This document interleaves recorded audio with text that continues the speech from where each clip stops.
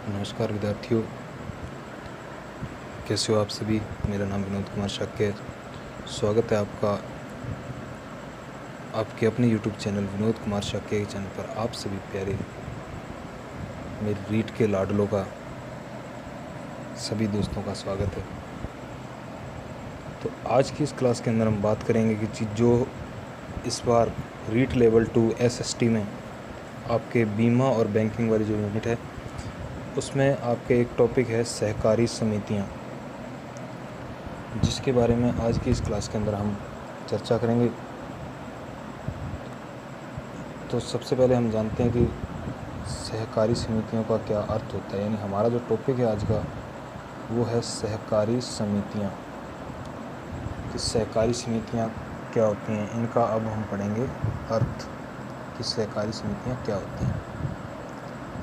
तो यहाँ पर कहता है कि सहकारी समितियाँ कुछ व्यक्तियों का एक ऐसा समूह होता है जो किसी विशिष्ट उद्देश्य को प्राप्त करने हेतु, ये कहता है जो किसी विशिष्ट उद्देश्य को प्राप्त करने हेतु बनाया जाता है तथा जिसके अंतर्गत सभी व्यक्तियों के द्वारा मिलजुल कर कार्य किया जाता है।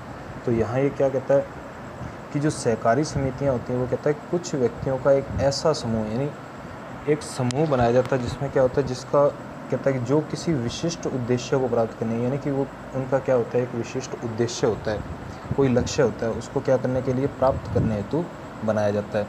अब जो सहकारी समिति इनके अंतर्गत क्या होता है, जिसके अंतर्गत सभी व्यक्तियों के द्वारा मिलजुल कर कार्य किया जाता है। क्या किया जाता है, मिलजुल कर कार्य, यानी जितने भी लोग हैं उन सभी के द्वारा क्या किया जाता है, मिलजुल कर यहाँ पर कार्य किया जाता है। आगे बढ़ते हैं हम इसमें। अपना जो टॉपिक इसी के अंदर अब आता है कि सहकारी समितियों की विशेषताएं, कि सहकारी समितियों की क्या विशेषताएं होती हैं। अब हम पढ़ते हैं यहाँ पे सहकारी समितियों की विशेषताएं। तो यहाँ कहता है देखो सहकारी समितियों के विशेषताओं के अंदर देखो यहाँ पर सहकारी समितियों की विशेषताएं क्या होती हैं सहकारी समितियों की। तो सबसे पहला जो पॉइंट है इसमें वो लिखा हुआ है कि सहकारी समितियाँ स्वैच्छिक संस्था खुली सदस्यता के रूप में, यानी जो सहकारी समितियाँ होती है वो क्या होता है, स्वैच्छिक संस्था। स्वैच्छिक का मतलब अपनी इच्छा अनुसार। यहाँ कहता है कि स्वैच्छिक संस्था खुली सदस्यता के रूप में कार्य करती हैं, क्योंकि कोई भी व्यक्ति इसकी सदस्यता को ग्रहण कर सकता है या सदस्यता को त्याग कर सकता है। अब देखो यहाँ पे क्या कहता है, ये पहली विशेषता इसकी बहुत अच्छी। ये कहता है कि जो सहकारी समितियाँ वो क्या है, स्वैच्छिक संस्था। स्वैच्छिक का मतलब अपनी इच्छा अनुसार। तो स्वैच्छिक संस्था खुली सदस्यता के रूप में कार्य करती है, यानी कि जो सदस्यता होती है वो क्या होती है, इनकी खुली होती है। क्यों? क्योंकि इसमें कोई भी व्यक्ति क्या होता है, इसकी सदस्यता को ग्रहण कर सकता है या फिर क्या है, इसकी सदस्यता का क्या कर सकता है, त्याग कर सकते हैं। इसकी सदस्यता को क्या कर सकता है, वो छोड़ सकता है, इसका त्याग कर सकता है। ये थी इसकी पहली विशेषता। नंबर 2 पर आता है। यहाँ पे देखो नंबर 2 पर क्या कहता है कि सहकारी समितियों का निर्माण कम से कम 10 व्यक्तियों के द्वारा मिलजुल कर किया जाता है। यानी जो सहकारी समितियों का जो निर्माण है, तो निर्माण कार्य कितने व्यक्तियों के द्वारा यहाँ पे बता रहा है कि इसके अंदर कम से कम कहता है 10 व्यक्तियों के द्वारा, कितने व्यक्ति द्वारा, कम से कम 10 व्यक्तियों के द्वारा मिलजुल कर किया जाता है। आगे कहता है कि तीसरा पॉइंट इसमें देखो, इसकी तीसरी विशेषता क्या है। यहाँ पे तीसरी विशेषता इसमें बता रहा है कि सहकारी समितियों का निर्माण किसी विशिष्ट उद्देश्य को पूरा करने हेतु किया जाता है। यानी जो सहकारी समितियों का निर्माण किस लिए किया जाता है, कि किसी विशिष्ट उद्देश्य, जो भी क्या है कि जो सहकारी समिति उसका क्या है, कोई विशिष्ट उद्देश्य है, उस उद्देश्य को पूरा करने हेतु क्या किया जाता है, सहकारी समितियों का निर्माण किया जाता है। चौथी यहाँ पे विशेषता देखो क्या आती है नंबर 4 पर। नंबर 4 पर कहता है कि सहकारी समितियों का एक मुख्य सिद्धांत, यानी जो सहकारी समितियाँ होती हैं इनका एक क्या होता है, एक मुख्य सिद्धांत होता है। तो ये सिद्धांत है एक सब के लिए व सब एक के लिए। यानी एक जो है वो क्या है, सब के लिए, और सभी क्या है, एक के लिए। ये क्या है, सहकारी समितियों का एक मुख्य सिद्धांत होता है। तो ये था आपका चौथा पॉइंट। इसके बाद चलते हैं हम 5वें पॉइंट की तरफ। तो यहाँ पे 5वां पॉइंट यहाँ पे क्या कहता है, देखो ये कहता है कि सहकारी समितियों का ध्वज सतरंगी होता है। ध्वज का मतलब क्या होता है, जैसे झंडा वगैरह जिसको हम बोलते हैं, यानी ध्वज क्या होता है, सतरंगी, 7 रंगों से बना हुआ। तो कहता है सहकारी समितियों का जो ध्वज है वो क्या होता है, सतरंगी होता है। इसके बाद क्या कहता है कि नंबर 6 पॉइंट पे, नंबर 6 पे कहता है ये सहकारी समितियां राज्य सूची का विषय मानी जाती हैं। यानी जो सहकारी समितियां होती है वो कौन सी सूची? राज्य सूची का। ठीक है, तो ये क्या है, जो सहकारी समितियां वो क्या है, राज्य सूची का विषय मानी जाती हैं। इसके बाद अगला जो नेक्स्ट पॉइंट है इसके अंदर देखो, तो वो कहता है यहाँ पर ये नंबर 7 जो है इसमें पॉइंट देखो, नंबर 7।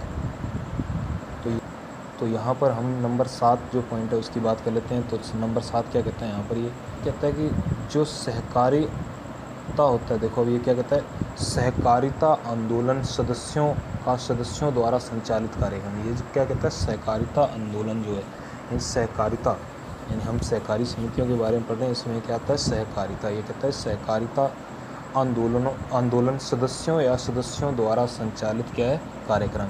ये सदस्यों के द्वारा, यानी कि या तो सदस्यों द्वारा या क्या हो सकता है, ये इनके सभी के द्वारा मिलजुल कर क्या किया जाता है, ये संचालित का मतलब चलाया जाता है। नेक्स्ट पॉइंट यहाँ पे आता है 8वां जो है, ये 8वां कहता है कि सहकारिता का मूल मंत्र सामाजिक उत्थान है।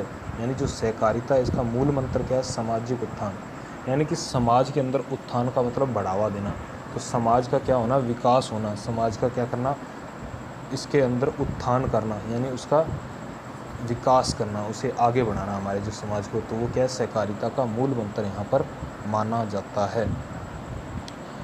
अगली यहाँ पर जो 9वीं बात इसमें आती है, यानी कि इसकी विशेषताओं का 9वां पॉइंट जो है वो क्या कहता है, ये कहता है, तो यहाँ कहता है कि ये भारत में सहकारिता आंदोलन की जड़ें कृषि एवं संबंधित क्षेत्रों में, यानी कि ये जो इसकी जो भारत के अंदर सहकारिता आंदोलन की जो जड़ें हैं, मतलब जो सहकारिता आंदोलन ज़्यादातर पाया जाता है वो किसमें पाया जाता है, कृषि एवं उससे संबंधित क्षेत्रों में। जैसे कृषि हो गया और उससे संबंधित जो भी क्षेत्र होते हैं, तो उन क्षेत्रों के अंदर क्या है, इसमें भारतीय जो इसके अंदर भारत में सहकारिता आंदोलन उसकी ये जड़ें पाई जाती हैं।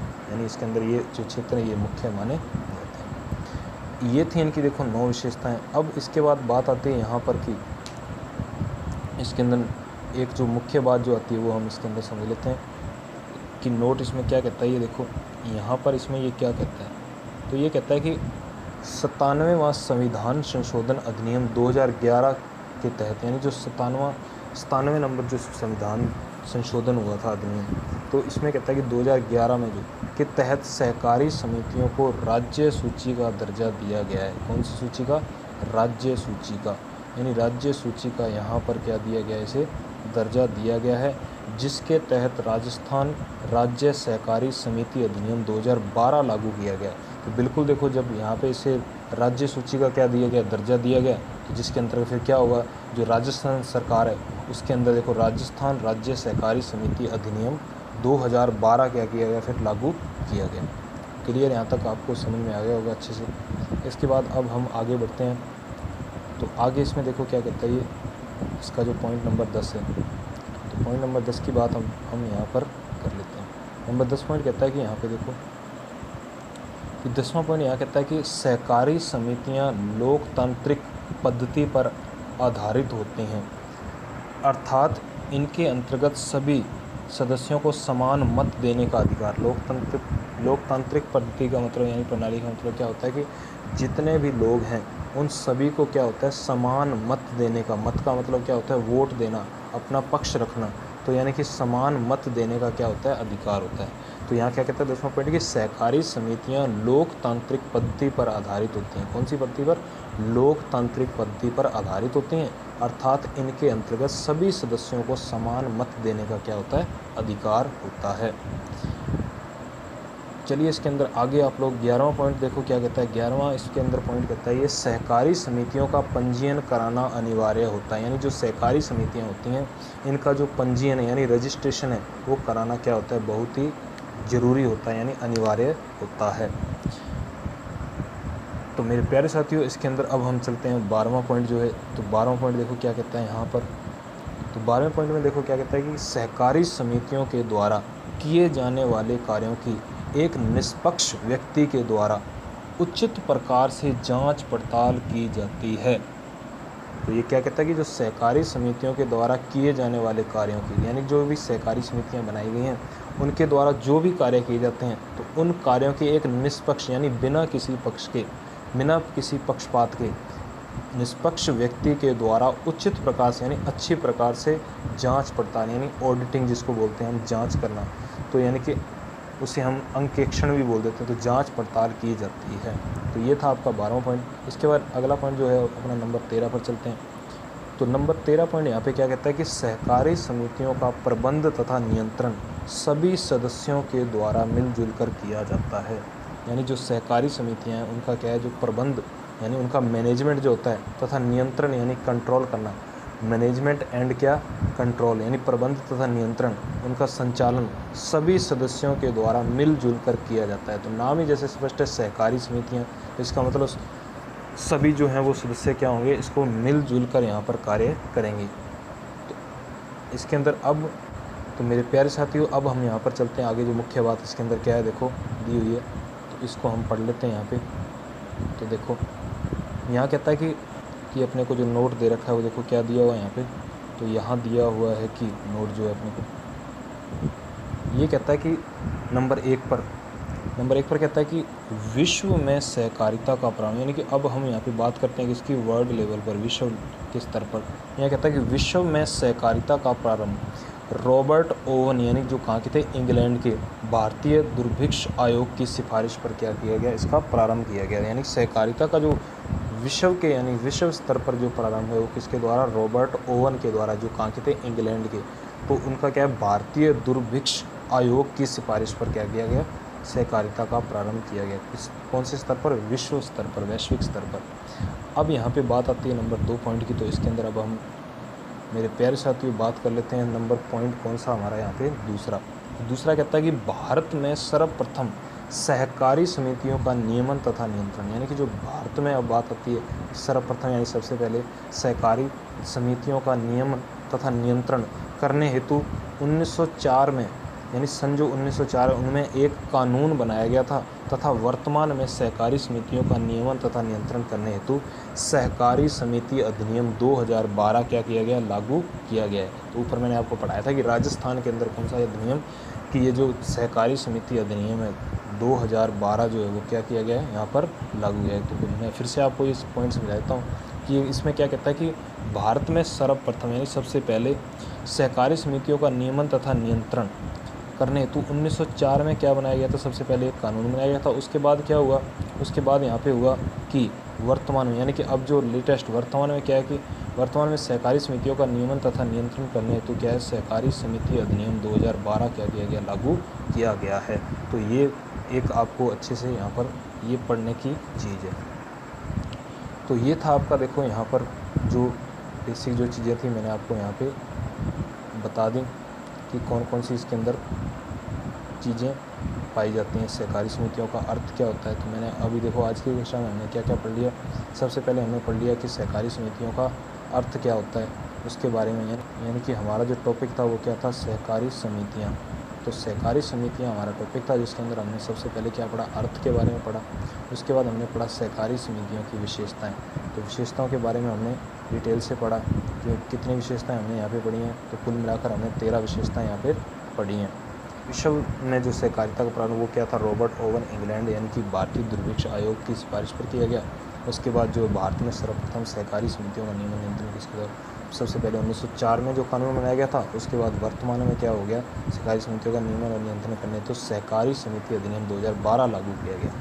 तो यहाँ तक आपको ये अच्छे प्रकार से समझ में आए होंगे, यानी कि आज की क्लास के अंदर जो जो मैंने चीज़ें आपको समझाई वो आपको अच्छे से समझ में आई होंगी। उम्मीद करता हूँ कि ये क्लास आपको अच्छी लगी होगी। अगर आपको ये क्लास अच्छी लगी है तो इस वीडियो को लाइक ज़रूर करें, चैनल को सब्सक्राइब कर लेना और उसके साथ जो बने हुए बेल आइकन को प्रेस कर लेना, जिससे आपको आगे आने वाली वीडियोज़ के नोटिफिकेशन मिलते रहें। यानी जो आज का जो हमारा सहकारी समितियों का जो टॉपिक था वो इतना ही था। इससे आगे हम इसी को कंटिन्यू अगली नेक्स्ट कक्षा के अंदर यानी अगली क्लास के अंदर हम क्या करेंगे, इसी सहकारी समितियों के बारे में आगे विस्तार से जानेंगे। यानी यहाँ से जो आपका जो भी प्रश्न बनेगा तो उसके बारे में आपको मैं यहाँ पे डिटेल से अच्छे प्रकार से क्या कर दूँगा, तैयारी करवा दूँगा। तो इस वीडियो के अंदर जुड़ा रहने के लिए आप सभी प्यारे दोस्तों का, आप सभी प्यारे विद्यार्थियों का, मेरे रीड के लाडलों का बहुत बहुत धन्यवाद।